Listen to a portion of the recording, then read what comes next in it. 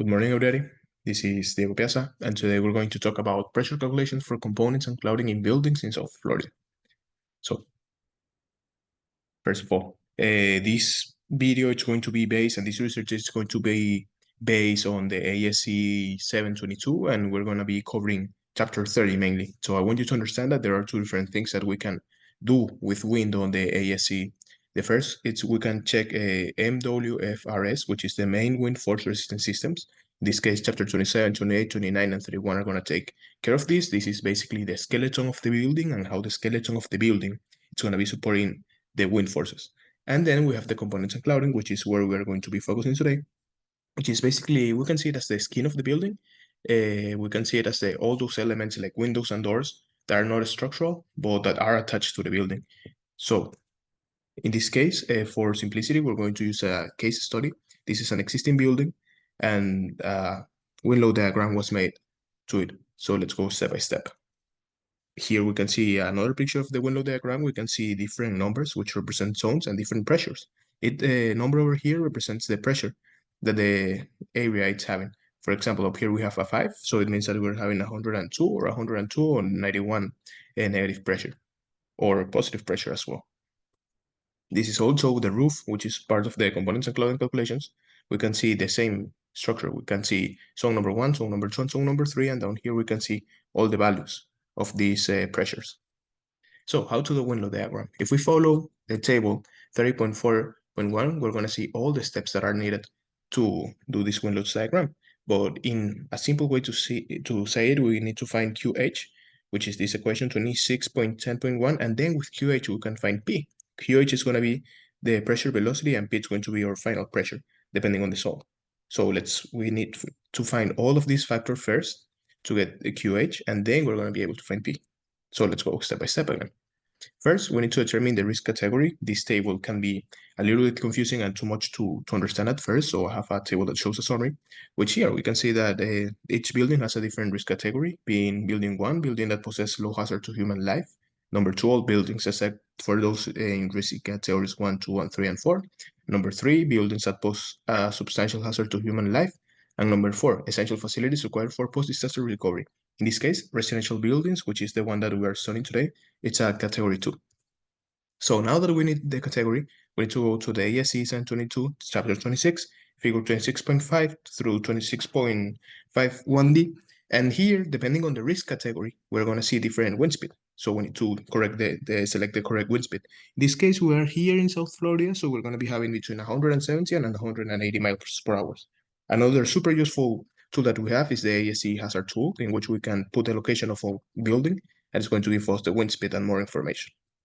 Then the wind load parameter, KD. KD, it's basically a factor that takes into consideration that we rarely hit a structure with equal force from all directions simultaneously. So this factor adjusts the design loads to be more realistic without being overly conservative.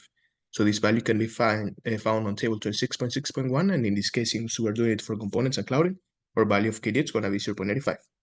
Then the exposure. This is a picture taken from class 4 model 2 of Dr. Ioannidis, in which he explains the exposure of the buildings. So to make it simple, again, we have this table over here summarizing everything, which exposure B refers to urban suburban area with many obstruction like buildings or trees. A good example will be like Miami. Like Miami main city with all these buildings, the wind is not going to be hitting directly our building. They will have exposure C, like open terrains with scattered obstruction, which is our case. Exposure D, flat open areas near large water bodies. So this exposure D is the worst one, because since we are right in front of the sea and there's nothing stopping the wind, we're going to be receiving directly the complete force without slowing down because of friction. So exposure D will be the worst case, but in our case, we have exposure C. Then we need to find parameter KCT. In this case, it's everything related to topography. Thanks to Miami topography, it's simply flat, so we can account KCT as 1. If we have a case in which is not everything flat and we have different elevation changes, we can use ASCE 722, section 26.8. Then we have the wind load parameter KE. KE adjusts wind load based on the elevation of the building of structures above sea level. So the higher the altitude, the lower their density, and therefore the lower the wind pressure. That's why we see that these values over here, the higher we are, they get smaller. But since we're in Miami and we are super close to sea level, we are gonna use 1. Also, as the table 26.9.1 says here, the most conservative approximation is to use KE as 1. Then we need to find GCPI, which is going to be found on table 26.13.1. It's going to be plus or minus 0.18. We need to use these two values. In this case, this depends on if the structure is partially open, partially enclosed. So in our case, we have an enclosed building. In this case, we're going to use these values. This term is going to be explained soon. So also we have KC and KH. KC can be found directly in table 26.10.1, in which, depending on our height, we can get and our exposure, we can get our factor that's going to amplify our wind speed. And if you want to do it another way, we can use table 26.11.1 and follow these formulas. If we do this formula over here, we can see it this way. We need to come to this table 26.11.1. We need to get alpha for our exposure, CG for our height, and then we use the formula right here in the corner, and we're gonna see that our value, it's gonna be 1.30, which is basically the same as this one. So now that we have our values, we have Kc, Kct, Ke, and the velocity, we can find our Qc value, which is going to be in pounds per square foot.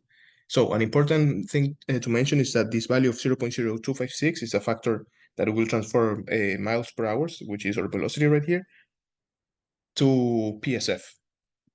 Now, finding GCP. So as mentioned before, we have GCP and GCPI. GCP is a factor that adjusts wind pressure based on the shape and surface of a building outside.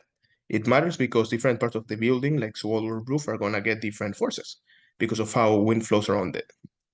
We need to use GCP always for external pressures. And GCI, which we explained before, is a factor that adjusts wind pressure based on how air enters and pressurizes inside of the building. It matters because if a building is partially open or we have a broken window, wind can get inside, increasing the internal pressure and affecting overall loads. So to determine this GCP value, we need to determine what type of roof do we have. Do we have a walls and flat roof, gables and hip roof, arch roofs, dome roof, or bottom horizontals?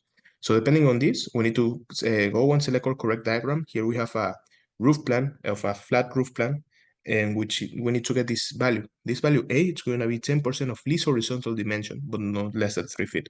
We get this value, as we can see, we follow the diagram and we can do our diagram with this A dimension. So we need to follow this diagram and we'll get the window diagram geometry. So how to find GCP? We need to go to the corresponding diagram, and on the bottom, we're gonna see this table over here. We can see that depending on the area that we have over here and the zone that we are looking for, we're going to get a different external pressure coefficient. What this causes is like different zones will have, and different areas will have a different GCP value. Something important to notice is that when we're doing this, we need to take into consideration our height and make sure that we're following the correct diagram. In this case, we need to make sure that we're following that the height of our building is bigger than 60. So once we have this value, we can finally apply this equation over here. We have the GCPI, which we already have it, KD, or Q, which we find before, QH or QC, and GCP. That depends on the zone, as previously explained. So finally, we can do an Excel sheet that's going to provide us to do two different calculations. The first one, using this diagram over here, we're going to follow it, and we're going to put for all the zones the different GCP values. All of this is going to be our GCP values, and we need to form, with all this information that we gathered already, we need to follow this formula. We can find QC first with all the values that we already found, and then QH. QH can be simplified as QH, this value, multiplied by GCP minus GCPI. So the first step is finding the GCP table. Now we are going to have two different values for GCPI. It can be positive and negative. We need to tabulate it. Both. And as we can see, we're gonna get two different values for our table. So we're gonna get positive and negative. Here I'm showing the positive because if we use plus 0.18 instead of negative 0.18, I'm gonna get higher values. Also, it's important to mention that we're gonna be having our loads factor, or pressures are gonna be factors. So if we want to turn it into service, we need to divide these numbers by 1.67. By doing this, all of these pressures are gonna be in service. Now, calculations of stress per zone service. ASCE designs in Ultimate, as already mentioned, to transform to service, we need to divide by 1.67. We need to do this for plus and 0.19 and negative 0.19, which is positive or negative GCPI, and keep the highest value. So finally, our roof, we're going to have our roof values, which is going to be zone 1, 2, and 3. Roof will always be governed by negative wind pressure caused by suction. Therefore, it's safe to assume that negative pressure is going to govern, so that we can assume positive pressure as 10 psf. So this is going to be, after doing this formula, having GCP, which is per zone, and GCPI as positive 0.18, taking the highest value, and then transforming all of these to service by dividing by 1.667, we're going to have all of these negative pressures. Then the positive pressure can be taken as positive 10 for all of these cases. For walls, it's different. We need to take into consideration positive values of GCPI. As we can see down here, 4 and 5, they have positive values. So we need to take these values as well and do the same study, following the same formula. So the final result for roof, walls, and A value. For walls, now we have for negative and positive values. As previously mentioned, we need to take into consideration these positive values over here to have positive and negative pressures. We need to take into consideration of A value, which is the less horizontal dimension, but not less than 3 feet. And finally, we're going to have for final result for walls. Now that we have for all of our pressures, we need to draw diagrams with the A distance over here that can be seen here and can be seen here. We do our separations, and then we start filling all the corners with 5s and all the interiors with 4s. The pressures, we already calculated them, and we do exactly the same for roof. Now that we have 1, 2, and 3 down here, we can do the same procedure using the least dimension direction, the 10% of the least dimension, horizontal dimension, and then draw our diagram. Now, why is this important? So now that we have our values established, we can start selecting as engineers what are the correct components and clouding that we need to use. For example, in this case, this is an example with using an NOA of the Miami-Dade County. In this case, we are going to run an example to select windows. In this case, if we want to use a 37 by 26 window, it's going to have a total area of 6.68. We can say that it's going to have almost a value of 10. So if it's a zone 5, we're going to have that the pressure is going to be 103 PSF. And if it's a glass type A, we're going to see that it's not going to be strong enough. So we cannot select this window for a zone 5. So then we can check other case. For example, here, let's check this one, 48 by 76, 48 by 76. The area is going to be 25.33. In this case, we can choose a class B glass, and it's going to provide us 80 PSF of resistance. And as we can see, for 30, in a zone 4, we have negative 53 pressure. So this window can be used for zone 4, but not for zone 5 still. So all of these checks needs to be done by the engineers to make sure that the windows or other components and clouding are not going to be damaged. This is serious because we don't want windows being shattered and hurting our people. And also when window shatters, now air is going to be entering our structure, and this entrance of air is going to be affecting directly our main skeleton. So we need to be always sure that we are selecting the correct windows, the correct components and clouding to avoid harm to people and to avoid harm to our own structure. Finally, the design of an RTU unit, which is super important. We need to follow this formula over here, the question 29.4.2, and we get this value GCR over here. This is going to be for equipment. This is going to be for lateral forces. And then we need to do the same, but for uplift. We get this value from here, and we can calculate this following equation 29.4.3. Finally, we're going to get our values over here, our lateral forces and our uplift. And why is this important? Because RTU units are mechanical units that can weigh until 4,000 pounds. And as you can see, they're going to be sustained by these stands over here. Imagine this stand over here fails, and we have a 4,000 pounds unit hitting our roof from this side. It's going to be atrocious. It can damage our slab.